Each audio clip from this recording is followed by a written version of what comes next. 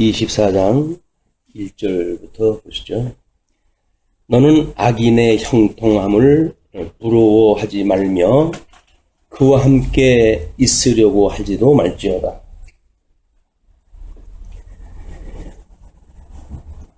그들의 마음은 강포를 품고 그들의 입술은 재앙을 말함이니라. 오늘 우리 확인할 내용은 24편이 공정한 재판을 풍기하는 내용이에요. 일단 하나님의 우리 언약 제3절 하나님의 나라에 대한 언약에 대해서 첫 번째 지혜로운 통치를 하게 하신다고 했는데, 지금 우리 22장 17절부터 24장까지를 지혜롭게 다스릴 것을 풍기한다 라고 하는 제목으로 우리가 구조를 맞춰놨고, 24장은 공정한 재판을 풍기한다 이렇게 이야기를 했습니다. 근데 이제 공정한 훈계라고 하면 우리 저자 솔로몬이 어떻게 그 지혜로운 재판을 갖다 했는지 이 내용을 살펴보는 것이 아마 필요할 것 같습니다. 그래서 열왕기상 3장의 내용을 보시게 되면 거기에 하나님 앞에 올바른 심판에 대한 이런 그 요청과 그 배경에 대한 것이 설명이 되어지는데, 본문 우리가 상기하는 이유로 해서 한번 읽어봅니다.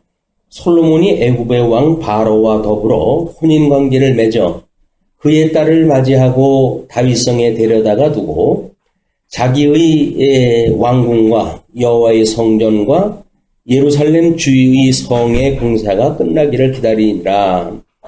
그때까지 여호와의 이름을 위하여 성전을 아직 건축하지 아니하였으므로 백성들이 산당에서 제사하며 솔로몬이 여호와를 사랑하고 그의 아버지 다윗의 법도를 행하였으나 산당에서 제사하며 분향하더라.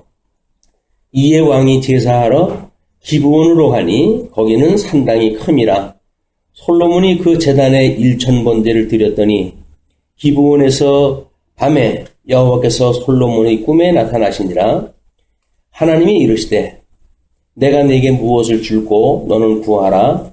솔로몬이 이르되 주의 종 내 아버지 다윗의 성실과 공의와 정직한 마음으로 주와 함께 주 앞에서 행함으로 주께서 그에게 큰 은혜를 베푸셨고 주께서 또 그를 위하여 이 큰 은혜를 항상 주사 오늘과 같이 그의 자리에 앉을 아들을 그에게 주셨나이다.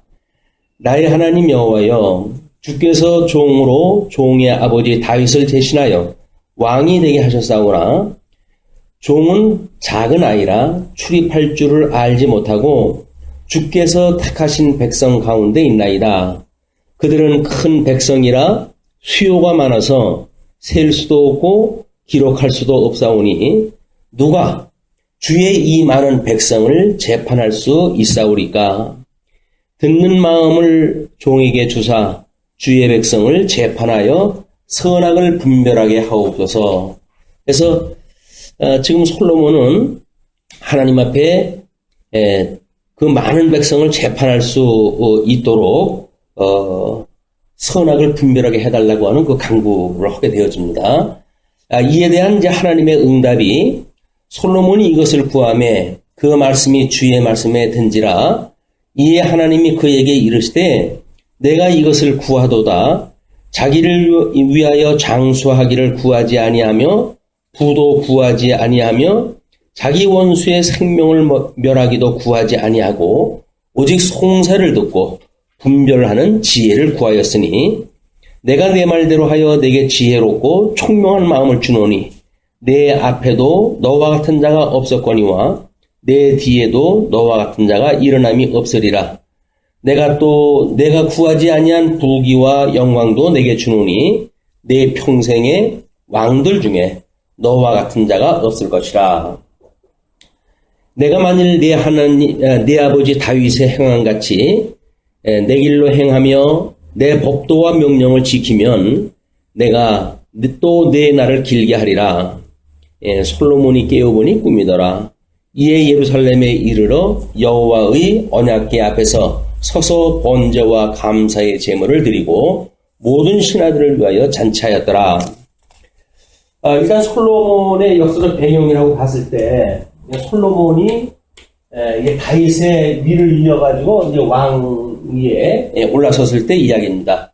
그래서 산당에서 일천번제를 드릴 때 하나님을 만나게 되어지는데 그 하나님한테 기도하는 것이 지혜를 구해요.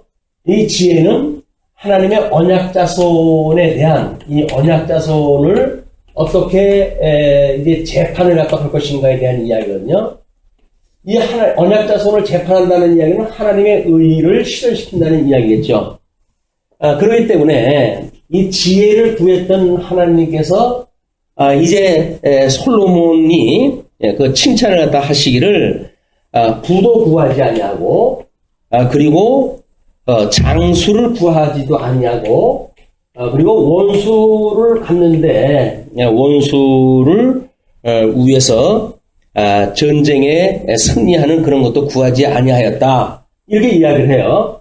이것이 하나님의 나라에 대한 이야기입니다. 하나님의 나라의 3대 요소가 이 장수가 이제 사회적인 영역이라고 측면에서 봤을 때 자손 언약에 대한 내용이겠죠.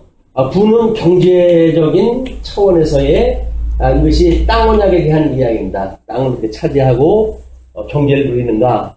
그리고 원수를 대하여 승리하는 것이 정치적인 이런 그 영역이라고 했을 때 이것이 통치 언약이 해당되어진단 말이에요. 그러니까 나라의 3대 요소를 구하지 아니하고, 그죠? 하나님께서는 언약을 하시기를 복과 나라를 언약을 했는데 이제 우리 솔로몬이 구했을 적에는 나라를 구하지 아니하고 지혜를 먼저 구했어요. 그 지혜는 하나님의 의고, 이 하나님의 의라고 하는 그 이야기는 복과 저주를 나누는 그런 그 심판의 역사 아닙니까? 그러니까 솔로몬이 지금 여기서는 이제 복을 구한 거예요. 복을 구했고 나라에 대한 걸 언급을 안 했는데 하나님께서 이걸 더 주신다는 이야기거든요. 신약 성경에 오게 되면 우리 이 언약자손에 대한 거는 복음서를 통해 가지고 예수 그리스도를 통해서 성취가 되어지잖아요. 그리고 그 하나님의 나라에 대한 것은 서신서를 통해 가지고 결국은 우리 온전케 하시는 예수 그리스도께서 하나님의 나라를 완성을 갖다 해 가신다. 그런 그 맥락에. 그래서 복음서에서 우리 예수님은 이제 그의 의와 나라를 구하라고 이야기 갖다 했고, 그리고 그 누가복음에서는 이 하나님의 나라를 구하라고만 명시가 되어져 있어요.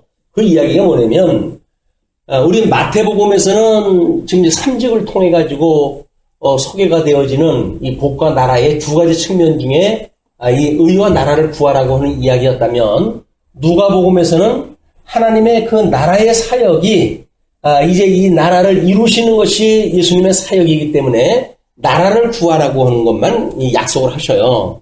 그러니까는 우리가 구약 성경을 모세 오경이 언약자손에 대한 내용이라고 봤을 때, 왜냐면 이 모세 오경이 3대 언약을 갖다 했을 적에 이제 언약자손 성취의 부분으로 해가지고 민수기 30장까지 이걸 이야기를 하잖아요. 그것이 3대 언약으로 봤던 그 내용, 구조의 한계예요. 왜냐면 모세 오경이라고 하는 그 이야기는 하나님의 지금 신전 정치에 대한 이런 그 내용을 통해 가지고 어떻게 선민 국가를 이루게 될 때 이걸 왕정 정치로 해가지고 완성시킬 것인가, 이것에 대한 언약입니다. 그렇기 때문에 이거는 복음서적인 어떤 그런 언약의 내용이라고 한다면 역사서의 모든 내용들은 선민 국가를 통해서 이루어지는 나라에 대한 이야기이기 때문에 신약 성경의 그 구조도 마찬가지로 복음서의 그 예수 그리스도께서 지상 사역을 통해서 완성을 하셨다고 한다면 서신서를 완전히 천상에서 이걸 이루시는 작업이란 말이에요.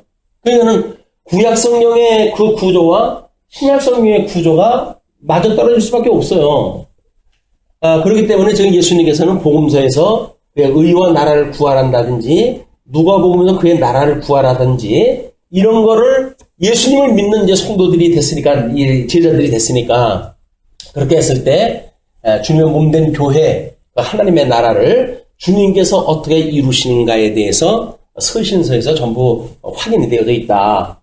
이게 지금 솔로몬이 산당에서 1000번제를 드리고 하나님 앞에 구했던 지혜에 대한 내용인데, 단순히 지혜의 내용만 본다고 한다면 우리는 그냥 그 지혜의 어떤 솔로몬, 그래서 그 지혜를 예수 그리스도 이렇게 해가지고 대비를 시켜가지고 어떤 구체성이 떨어진 그런 그 내용을 확인하게 되어질 수도 있습니다. 그러나 양변이라고 하는 측면으로 봤을 때 솔로몬은 지혜를 구했고, 하나님은 구하지 아니하였던 이런 나라에 대한 이것도 주시겠다고 약속을 갖다 했던 것이 그 하나님의 응답에 대한 내용이란 말이에요. 자, 그러면 그렇게 제물을 드렸고, 이 언약이 어떻게 성취되어지냐면 이제 즉각적으로 솔로몬이 하나님 앞에 재판을 지혜로운 재판을 갖다 해서 하나님의 이 공의를 드러내는 이런 그 일이 16절서부터 이제 소개가 되어지는 겁니다. 그때의 창기 두 여자가 왕에게 와서 그 앞에 서며, 한 여자는 말하되 내 주여, 나와 이 여자가 한 집에 사는데 내가 그와 함께 집에 있으며 해산하였더니, 내가 해산한 지 사흘 만에 이 여자도 해산하고 우리가 함께 있었고 우리 둘 외에는 집에 사람이 없었나이다. 그런데 밤에 저 여자가 그의 아들 위에 누움으로 그의 아들이 죽으니, 그가 밤중에 일어나서 이 여종 내가 잠든 사이에 내 아들을 내 곁에서 가져다가 자기의 품에 누이고 자기의 죽은 아들을 내 품에 뉘었나이다. 아침에 내가 내 아들을 젖먹이려고 일어나 본즉 죽었기로 내가 아침에 자세히 보니 내가 낳은 아들이 아니더이다 하매, 다른 여자는 이르되 아니라 산 것은 내 아들이요 죽은 것은 내 아들이라 하고, 이 여자는 이르되 아니라 죽은 것이 내 아들이요 산 것이 내 아들이라 하며 왕 앞에서 그와 같이 쟁론하는지라.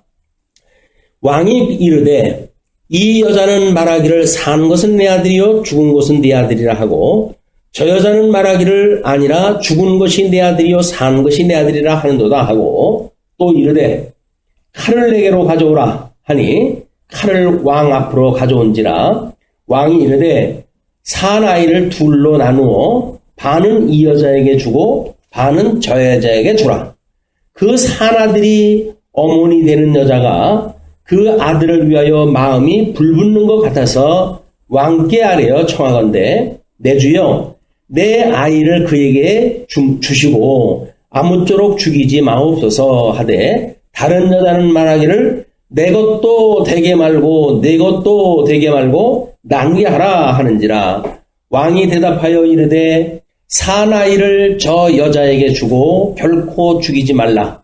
저가 그의 어머니니라 하매, 온 이스라엘이 왕이 심리하여 판결함을 듣고 왕을 두려워하였으니 이는 하나님의 지혜가 그 속에 있어 판결함을 보미러라. 우리 익숙한 그런 그 예화예요. 그러나 하나님의 그 의와 나라라고 하는 그런 그 배경이 지금 여기에 다 포함되어져 있는 겁니다. 그렇기 때문에 두 여자가 와가지고 두 아들이라고 그래요. 네. 이 아들이라고 한다면 하나님의 나라, 이 하나님의 나라라고 하는 것은 모세 오행의 언약이 성취되어진 내용 아닙니까? 그러니까는 이 언약대로 이것이 성취가 되어진다고 하는 개념을 봤을 때, 지금 선민국가를 이루려면 아들을 통해 가지고 뭔가 이제 집을 지어야 되는데, 이 아들이 사고가 난 거 아니에요? 그러니까 이것이 여자예요. 아들을 낳은 여자, 두 여자의 모습을 우리는 모세 오경을 제대로 이해하는 주님의 몸된 그 모태, 우리 신약성경에서는 이거를 교회가 이제 이 구약 교회가 예수 그리스도를 출생을 했고 예수 그리스도 위에서 서신서가 태어났다고 하는 그거는 요한계시록에 가게 되면 이제 그 여자가 남자아이를 낳은 것을 이야기를 하죠. 그 남자아이는 예수 그리스도인데 그걸 여자가 낳았다고 그랬으니까 여자는 복음서의 역사적 배경으로 한다면 마리아란 말이에요. 근데 마리아가 지금 예수 그리스도를 낳은 것을 설명하는 것이 아니라 이 구약성경 하나님의 나라라고 했던 구약성경이 거기에서 예수 그리스도가 출생되어졌다는 이야기거든요. 그렇기 때문에 주님의 몸된 교회는 아들을 낳는 겁니다. 아들을. 주님의 몸된 교회에 아들을 낳아서 집을 지어가는 그런 그 일을 갖다 하기 때문에. 근데 지금 솔로몬에 대한 그 이야기를 통해서는 이 아들이 정상적으로 살아야 하나님 나라가 이루어질 거 아니겠어요? 그런데 이제 그 솔로몬의 재판에 의해 가지고 시험을 갖다 하잖아요. 사나들을 반으로 잘라가지고 이도저도 아니게끔 나눠줘라 공평하게 라고 이야기했다 이제 하는 방안을 제시합니다. 이 솔로몬의 방안은 이제 이거에 대한 방안이에요. 그런데 그거에 대한 반응이 어떻게 나타나냐면 아들의 생모는 내가 안 가져도 좋으니까 죽이지 말아 주십시오. 살려만 주십시오. 이렇게 이야기했다 하고 또 하나들은 한 그 여인은 올소이다. 반을 잘라가지고 내 것도 말고 제 것도 말고 이렇게 해달라고 이렇게 이제 하게 되어지거든요. 이걸 보고 솔로몬은 생모를 판단을 갖다 해요. 이제 이걸 역사적 배경으로 해가지고 솔로몬의 위를 이어가지고 이제 르호보암이 등장했잖아요. 그 르호보암이 등장했다 하는데 르호보암에게 반영을 갖다 해가지고 여로보암이 이제 등장했다 한단 말이에요. 여로보암이 등장했다 해는 그거는 하나님 나라가 결국은 나뉜다고 하는 그 이야기 아닙니까?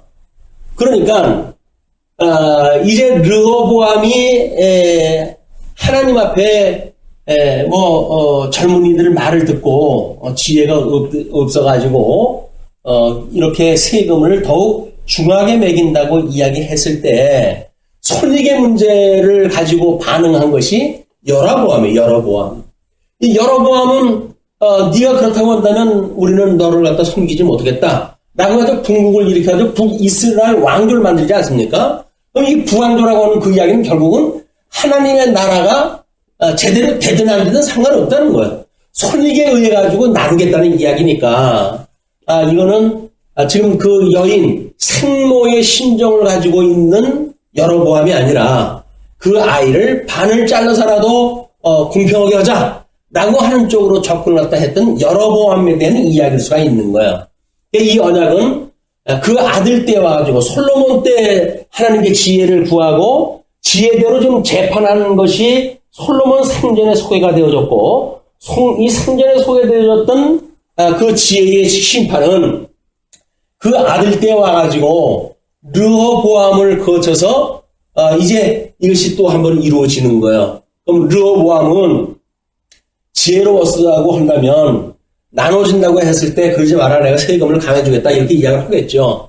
그러나 르호보암도 지혜가 없고 여로보암도 지혜가 없어가지고 결국은 양극단으로 싸움이 벌어져가지고 결국은 분국이 되어질 수밖에 없었던 이걸 보게 되어진다. 주님의 몸된 교회의 어떤 그 다툼을 기능적이거나 또는 옳고 그름의 이유로 해가지고 이것이 나뉘어지는 지경까지 간다고 하는 그 이야기는 결코 지혜로운 길이 아니에요. 그냥 합법적으로 어떻게 하면은 여기도 한 나라를 주고 여기도 한 나라를 줄 것인가? 이제 우리는 이제 이 몸된 교회에 대한 이야기니까 그 교회에서 그런 거를 서로 싸우지 아니하고 주님의 몸된 교회를 세워가지고 섬길 수 있는 방안으로 하는 것이 보통 교회를 우리가 분리를 하는 겁니다. 합법적으로 노예가 신청을 해서 싸우고 그렇게 살지 말고 교회를 분리해가지고 나름대로 그 사람은 그 사람대로 교회를 섬기고 이 사람은 이 사람대로 교회를 섬기는 일이 이것이 교회가 어떤 다툼으로 인해 가지고 자기네들에 의해서 스스로 분국되어지는 걸 금지시키는 것이 교회법이란 말이에요. 그거는 노예의 정상적인 절차를 따져가지고 이걸 분국을 해야 돼요. 분리 신청을 갖다 하고 그거에 의해서 분리가 되어지면 모 교회에서는 분리되어진 교회를 설립을 갖다 해주고 이런 것이 이 행정적으로 순서를 따라서 되어지는 거다. 이게 하나님의 의의가 드러나는 방법이에요. 그런데 네가 옳다 내가 옳다 이것이 합의가 안 되어지고 그리고 만약에 싸움이 계속되어진다고 한다면 이런 원리로 봤을 적에도 이거는 결코 지혜로운 처사가 아닌 겁니다. 옳고 그런 거의 문제가 아니에요. 옳고 그런 거의 문제가 이것이 되어 있는 것이 아니라 지금 양쪽으로 갈려져 있는 성도들이 어떤 아픔을 느끼고 고통을 느낀다는 그 이야기는 이거는 주님의 몸된 교회가 나뉘어지는 이야기나 마찬가지고 솔로몬에게 재판을 받으러 왔던 두 여인처럼 이 상모의 심정이 아니기 때문에 그렇다는 거예요. 나는 정당하기 때문에 그걸 반을 잘라서라도 나는 내 정당을 밝히겠다라고 이야기했다 하는 건데 만약에 주님의 몸된 교회를 사랑한다고 한다면 그렇게 하면 안 되는 거예요. 이게. 근데 하나님께서 지혜를 주시지 않으면 요즘 하도 교회도 이합 집산이 이제 이루어지고 하기 때문에 다반사로 일어나는 일 아닙니까? 교회에서 분쟁들이. 우리도 그런 경험이 있었지만은 그러나 그거를 노예 신청을 갖다 하고 교회를 설립을 갖다 하고 나름대로 그들이 연보했던 거를 전부 모아가지고 설립을 갖다 할 때 지원을 갖다 해주고 라고는 나름대로 뭔가 교회를 세우기 위한 이런 그 일련의 시도를 갖다 했단 말이죠. 이것이 우리들한테는 당당한 거야. 어떻게 보게 되면 나가는 사람 뭐가 이쁘다고 해서 돈까지 줘가지고 보내느냐라고 이야기를 하는데 그 사람들이 이쁘고 미국의 문제가 아니에요. 주님의 몸된 교회를 세우는 거에 대한 원리적인 문제가 있는 것이다.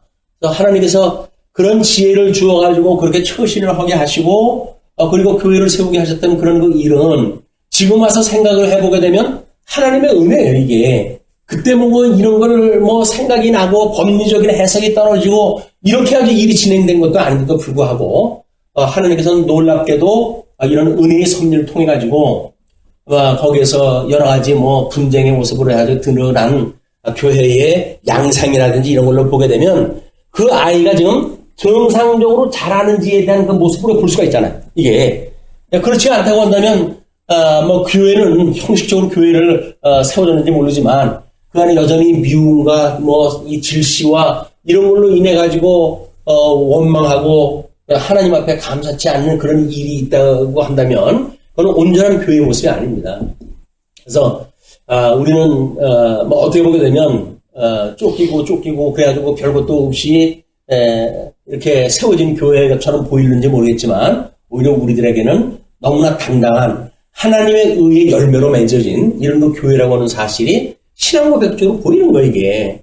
그러니까 잠언서 24장으로 하면서 지혜롭고 통찰하다 하는 게 뭐냐라고 하는 걸 보았을 때 이런 성경적인 근거와 또는 우리의 경험적인 그런 그 상황들이 하나로 이것이 의의 열매였구나.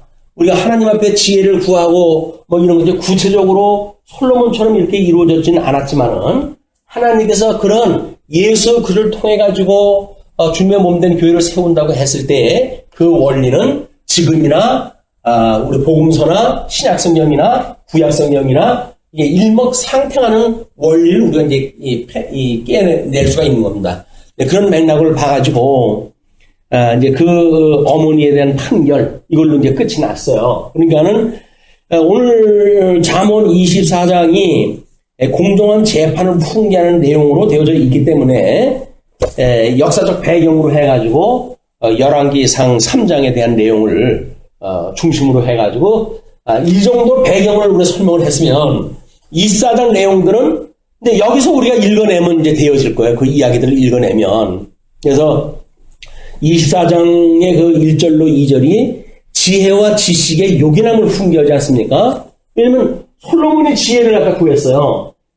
솔로몬이 지혜를 구했고 그 지혜에 의해 가지고 그 죽은 아이와 산 아이에 대한 재판을 기가 막히게 지혜롭게 했고 그걸로 이제 솔로몬은 자기의 경험을 통해 가지고 잠언서를 썼고 이 르호보암 사랑하는 아들에게 하나님 나라는 이렇게 통치하는 것이란다 이걸 알려준 거지요.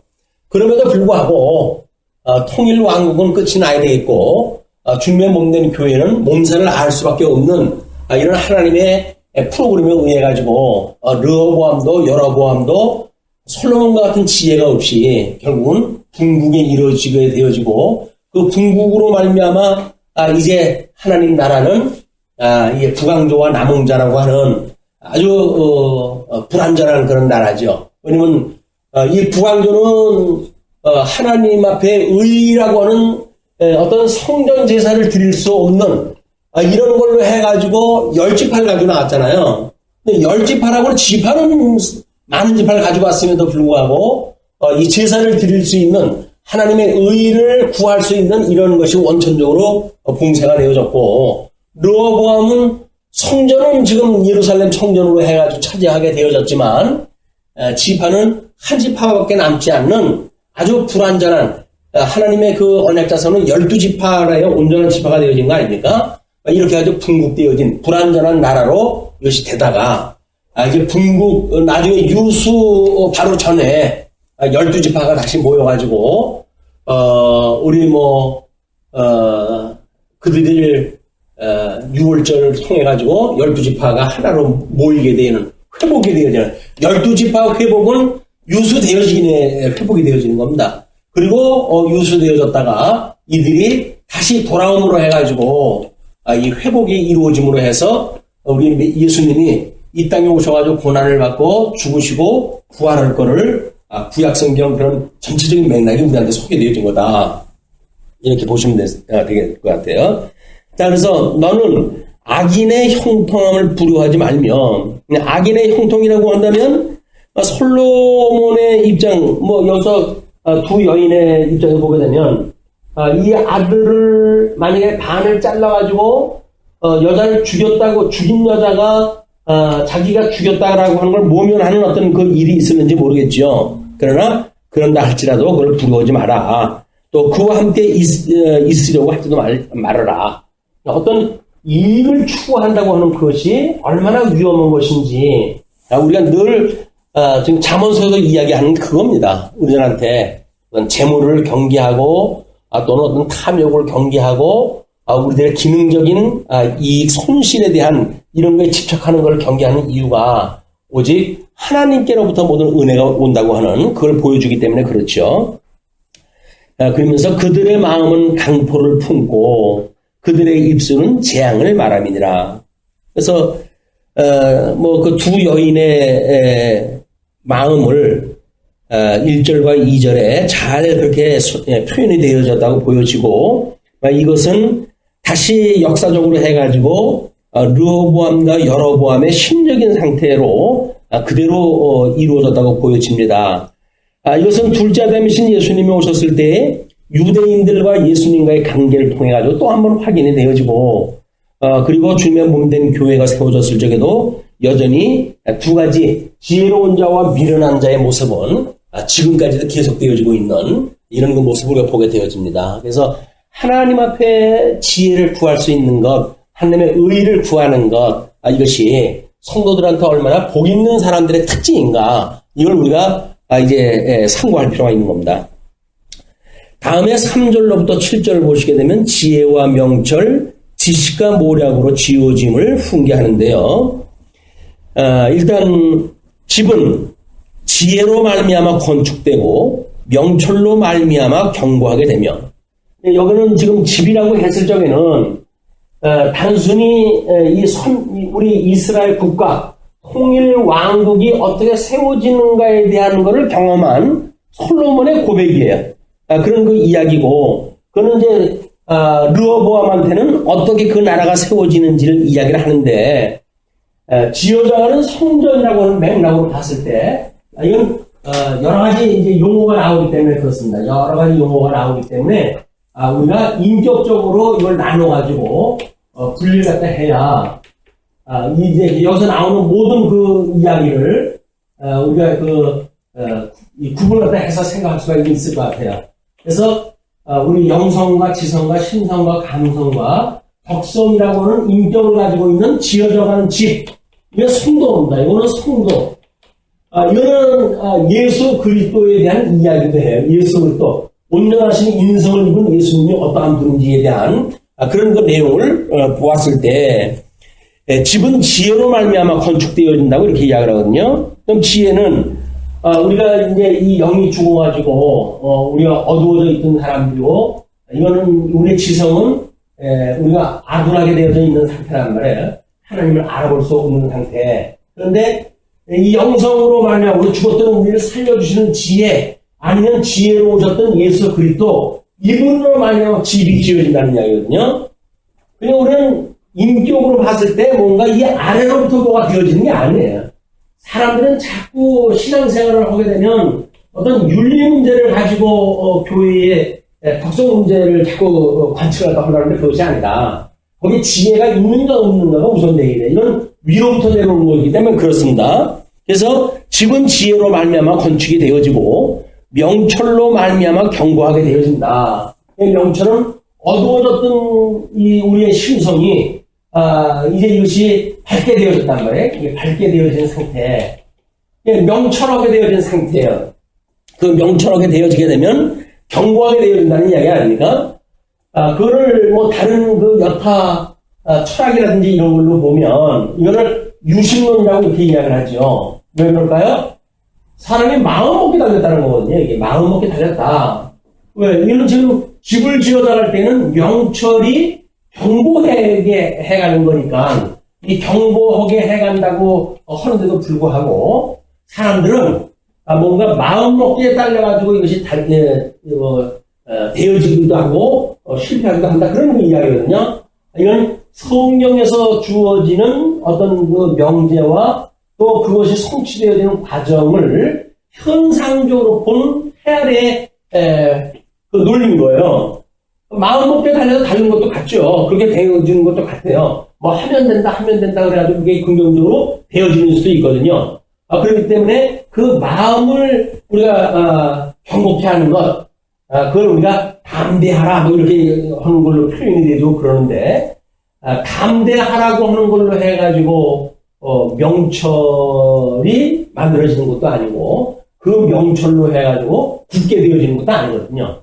그렇다고 한다면 우리는 이 지혜로 말미암아서 하나님의 이 지혜가 우리들로 하여금 깨달음을 주었을 때, 깨달음을 주어졌을 때 비로소 어두워졌던 부분들이 다 보이기 시작을 하는 거예요. 하나님이 그 집을 어떻게 세워가는지 우리가 보이게 되어진단 말이에요. 그것이 명철이다. 하나님께서 우리의 마음을 밝히는 것, 뭐 그건 성경에서 할례를 받는다고 그렇게 이야기하고 그러는데 견고하게 되어지고 방들은 지식으로 말미암아 각종 귀하고 아름다운 보배로 채우게 되느니라.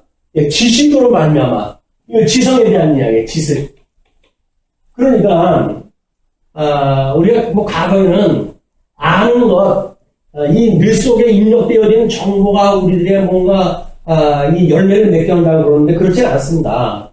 마음의 깨달음이 있어야 우리가 생각이라고 이야기했어요.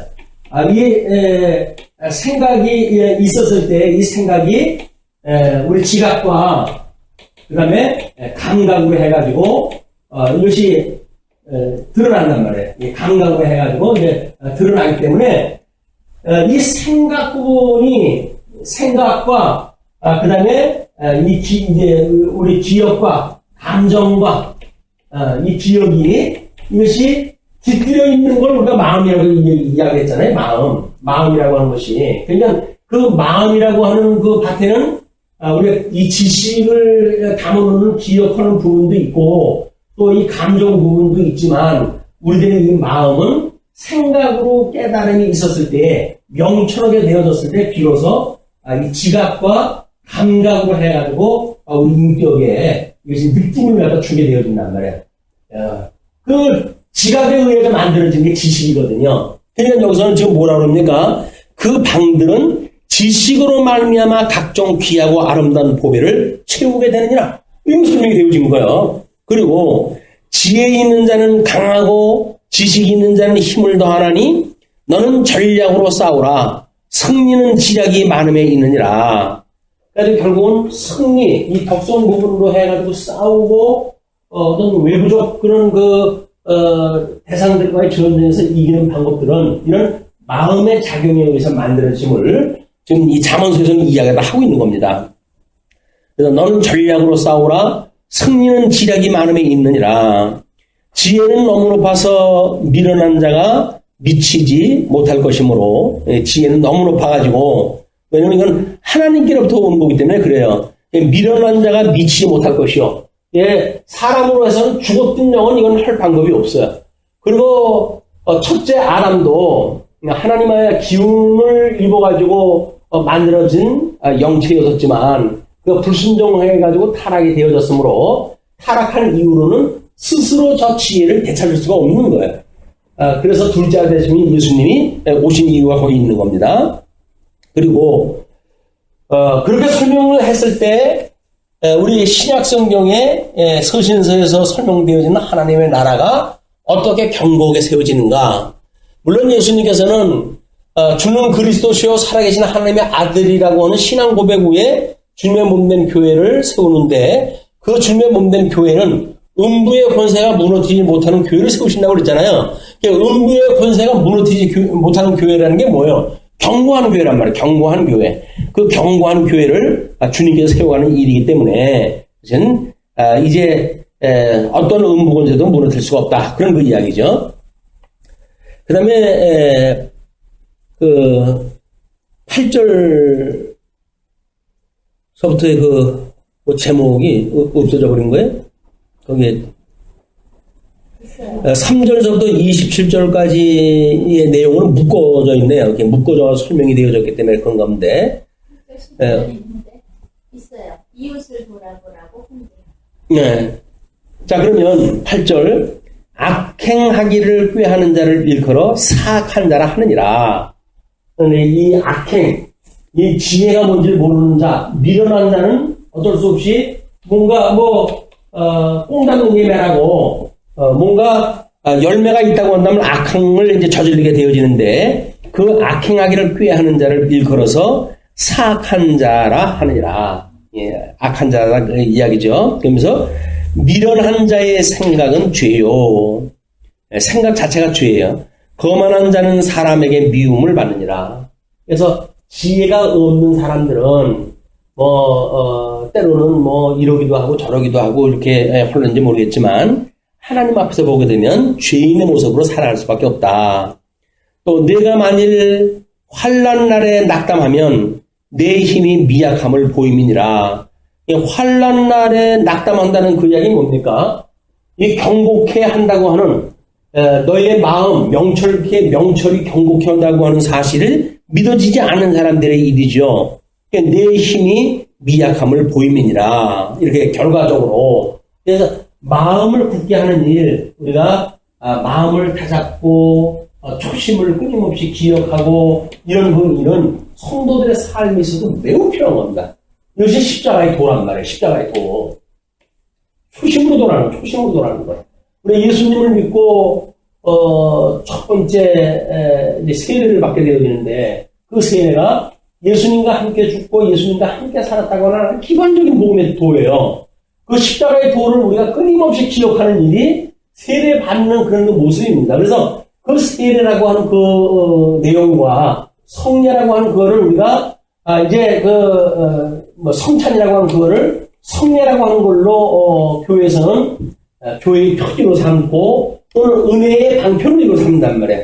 하나님 앞에 은혜를 받는 방편도 말씀과 그다음에 성례와 그다음에 기도로 되어져 있어요. 기도로. 은혜를 받는 일이 은혜를 어떻게 보면 받을 수가 있을까? 이 성례를 갖다 이 거행을 하는 겁니다. 이거를 무슨 칠성례와 동일시해가지고 이 시대에 필요 없는 걸로 이야기하는 거는 신약과 구약 성경의 이 맥을 갖다가 모르기 때문에 나타나는 일이에요.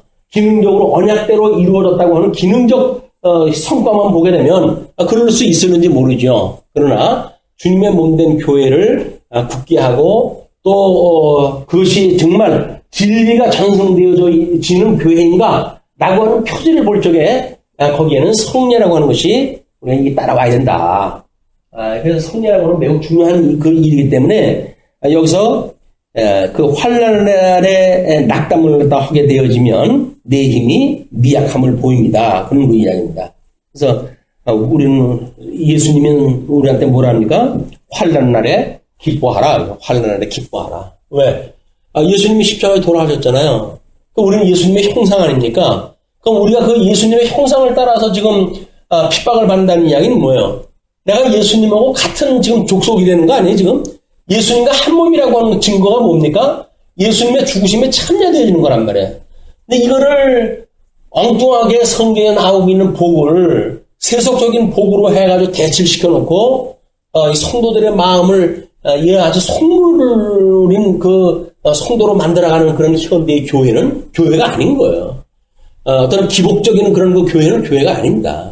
그래서 정말 우리가 예수님과 함께 환난을 받는 성도로서 그걸 기쁨으로 해석할 수가 있는가? 이 문제야말로 바로 이 잠언서 24장에서 이야기하고 있는 내용의 아주 중요한 그런 줄기이기도 해요. 그러면서 11절에 너는 사망으로 끌려가는 자를 건져주며 살육을 당하게 된 자를 구원하지 아니하려고 하지 마라. 그럼 우리 예수님은 복음서에서 그렇게 이야기를 하잖아요. 유대인들한테 너희는 한 명의 그 성도 전도를 갖다 하려고 온 천하를 다 다니다가 만나게 되면 그들을 굳이 지옥으로 보내는구나. 이렇게 이야기를 하죠. 하나님의 의가 아니게 되면 그럴 수밖에 없는 거예요. 아무리 전도를 갖다 했다고 하더라도 엉뚱한 복음을 통해 가지고 그들을 망하는 길로 가게 되어지니까. 그러나 너희들이 한 영혼을 구하게 되어진다고 한다면 그것이 가장 큰 하나님의 은혜라고 하는 걸 설명을 하지요. 지금 이것이 주님의 몸된 교회를 세워가는 일이고 하나님의 몸된 교회는 하나님의 의를 통해 가지고 성취되어지는 것, 이걸로 되어지는 거고 의로 되어진다는 이야기는 공정한 재판을 훈계하는 일이에요. 오늘 대통령 취임식과 더불어 가지고